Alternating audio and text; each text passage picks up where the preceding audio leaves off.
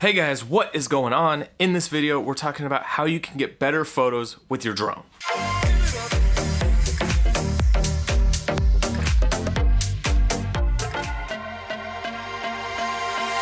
So as you can tell, I am not at home. I am actually on a cruise ship right now. I'm on the Royal Caribbean's Symphony of the Seas. It's one of its first voyages through the Mediterranean. We're going to some pretty awesome spots. We started in Barcelona, Spain. We're headed to Italy. We're going to France. Lots of good stuff on the horizon. I thought this was a great time to show you guys some cool tips to help you improve your drone photography. So today we're in Mallorca and I went out with another Instagrammer, Jordan Hammond, and we decided that we wanted to go get some cool shots that were outside the main city. So we rented scooters, and basically the goal was to get to this location that was up in the hills, this really cool curvy road. It would make for some awesome drone photos. And so the first tip when you're planning out your drone photography is that you need to research your location. So wherever you're traveling to, make sure you research and look at some cool spots, different places that you could get some cool drone photos. You're not going to just show up somewhere and necessarily get good photos without doing a little bit of research on the front end. When you research, you can see what other photographers have found and maybe find places where you could shoot a different perspective with a different type of camera. So we only had a few hours in port, we rented mopeds and we headed down the highway. We got to some cool little Spanish town. It was a really awesome adventure. And then just in doing a little bit of research on the front end, we got to experience something that we would not have found on our own just by going out there, because this was actually pretty far away from port. However, when we got to the location, because of the weather and because of our timing, we weren't able to drive all the way to the actual spot that we wanted to shoot. So this brings up my second point, and that is, if things don't go the way that you planned them, don't let it completely discourage you, but start looking at the environment you're in and find some spots where you could get some cool drone photography.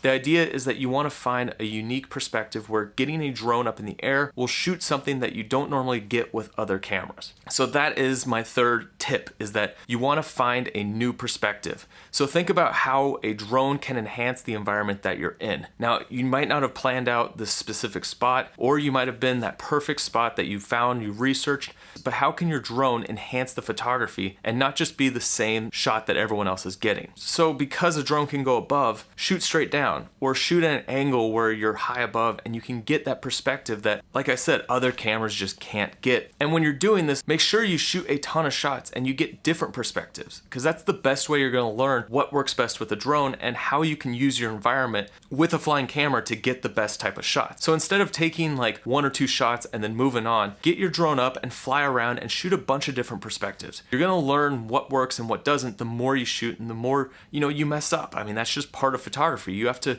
win some and lose some. You don't always get the perfect shot all the time. So when we got to this little town, I shot a ton of photos, and there's only a few that I actually liked out of the sequence. And out of these 3 photos, there's only one that I really wanted to play with and start tweaking. And that is because of the placement of the cars in the shot. So when you're out shooting, you're gonna wanna find cool patterns in nature or man-made objects that look unique when you shoot them from the sky and you shoot them with a wide angle. So for example, you have the curvy roads. That was what we were trying to shoot. We were trying to shoot curvy roads. We found a different set of curvy roads, but you want to not only find the curvy roads, but potentially find something in that shows the scale of what it is that you're shooting. So I wanted to use the cars to show the perspective. Now, when I was on the curvy road, it was a lot of gray and white cars, which don't stand out that well. Whereas when I was in town, I was able to get some cool shots with a red car in the frame. And the red car is gonna stand out because of the color contrast. So you're not only looking at an object, but you're looking at the color of an object. When you shoot a big wide landscape and you have a lot of the same types of colors, so in this photo it's a lot of greens, it's a lot of yellows, something like a red is really gonna pop. So you'll see this with a lot of photographers. You find that one object or that one specific thing that kind of contrasts either in terms of light or color that will make the scene pop. So out of all the photos I took, there's one photo in particular that I really wanted to hone in and edit because I was able to capture the environment as well as get an object in there, something that shows the depth and the scale and also gives you a glimpse into the city and the kind of the Spanish life out in the hills. And one more thing while you're flying, I always use a polarizer when I'm shooting my photography because a polarizer is going to reduce reflections and it's going to just make your colors pop. So I always try to use a polarizer when I'm flying a drone. My favorite are Polar Pro's Indie filters that have polarizers on them. Those are the ones I always fly with. Now that I got the photo, let's talk about editing and how you make this really pop. So when you're editing, the first thing you want to do is find a color look, something that will just make the image look that much better. So I like to use presets. It's always a great way to start photos. Sometimes they work, sometimes you have to do some tweaking from the preset. But for this photo in particular, I'm using one of Jordan's presets. He's an awesome photographer and he's got rad presets. So I used one of his to really just make it pop, and then I dialed in the settings a little bit more to make it work perfectly for this photo. If you're interested in some of Jordan's presets, I've put a link down in the description so you can check those out. And once your photo is colored, I'm gonna move into Photoshop. So there's a couple things I'm gonna do. So this photo in particular, I'm using it for Instagram, so I'm gonna crop it to 4:5 because that's the framing that you wanna use when you're on Instagram. And then what I'm gonna do is go in and start Photoshopping some of the elements. So in this photo in particular, you could see that there's a few cars in the shot and there's some smoke out in the distance. And there's a few other things that I just don't like. They draw my attention away from what it is that I want the viewer to look at, which is the red car. So I'm gonna put the red car in my thirds. So if you cut your image into thirds both directions, you put your car right in one of your thirds, it's gonna draw your eyes to it. So the next thing I'm gonna do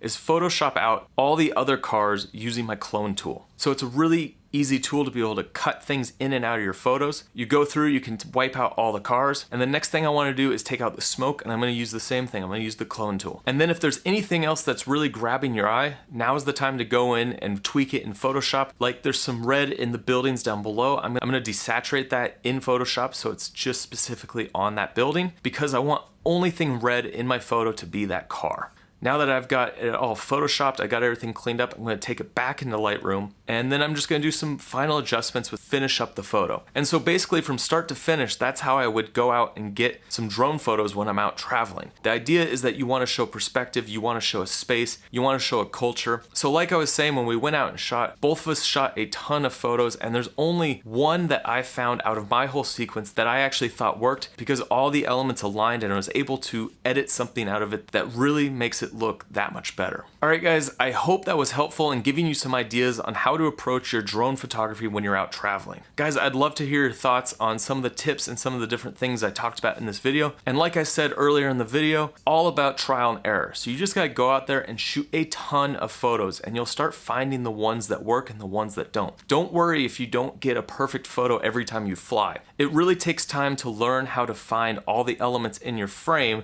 that will make a good photo in post. All right guys, that is it. Like I said, check out some of the presets in the description below. Jordan Hammond has some awesome photography. If you haven't followed him already, make sure you go over his Instagram, hit that follow, because he's got some really cool stuff. And if you haven't already, make sure you hit that subscribe button. There's a lot of awesome photography and filmmaking tutorials on this page. All right guys, that is it. I will see you on the next one.